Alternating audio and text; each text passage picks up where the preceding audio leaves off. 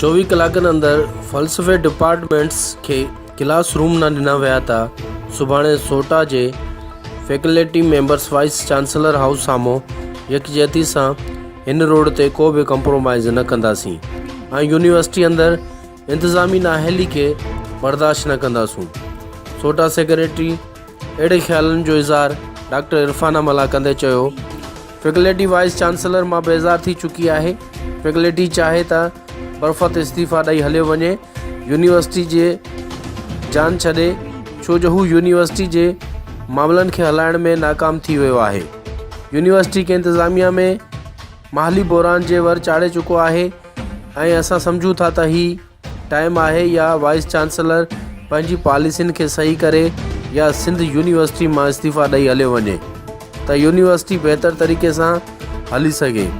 Wise chancellor 75 crore रुपयनि जा जेके सिंध यूनिवर्सिटी जे ॿारनि जा पैसा आहिनि उन्हनि जो हिसाब किताब ॾे ऐं पंहिंजे पाण खे इन्हनि मां आजो कराए, पोइ ॿुधाए त उन यूनिवर्सिटी अंदरि कहिड़ी कारकर्दगी कई आहे।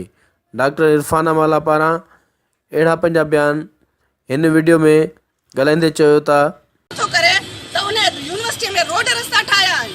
असां पुछण था चाहियूं त यूनिवर्सिटी रोडनि सां हलंदियूं, रस्तनि सां हलंदियूं या ॿारनि स्टूडेंट सां हलंदियूं। असां मज़म्मत था कयूं हुन वाइस चांसलर जी।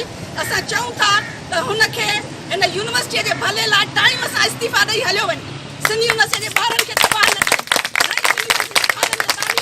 माफ़ी वठणु घुरिजे, न त असां हिन सिंध गवर्नमेंट खां इहो मुतालबो कयूं था ऐं असां अनकरीब को गुरबत को तहरीक हलाईंदासीं, छो त जेसि ताईं फ़तेह मोहम्मद गुरबत ईअं हूंदो असांजा ॿार जे रोडनि ते क्लास वठंदा, छो त हुनजो जेको इंट्रस्ट आहे हर उन कम में आहे जंहिंमां कमीशन मिलंदी, जंहिंमां पैसो मिलंदो। कमीशन कान्हे का, कंहिं बि जेको कमायो ऐं ॿिए हंधि वञी इन्वेस्ट कयो। सो तंहिंजे करे मां मज़म्मत कयां थी हिन वाइस चांसलर जे हिन इनकॉम्पिटेंसी जे नाअहलीअ जी हद आहे। हीअ नाअहली आहे त ॿार रोड ते क्लास वठी रहिया आहिनि ऐं हू ऑफिस में वेही मज़ा करे रहियो आहे ऐं प्रोग्रामनि खे प्रिज़ाइड करे रहियो आहे, सेमिनार कराए रहियो आहे, सर्कस कराए रहियो आहे।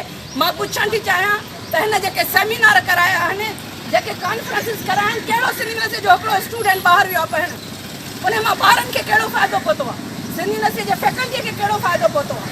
ही कूड़ा दावा करणु बंदि करे ऐं हक़ीक़ी तौर ते यूनिवर्सिटी हलाए, न त हिन VC हाउस जो नज़ीर मुग़ल जे दौर में जीअं घेराव कयो वियो हो, ईअं ई असां घेराव कंदासीं।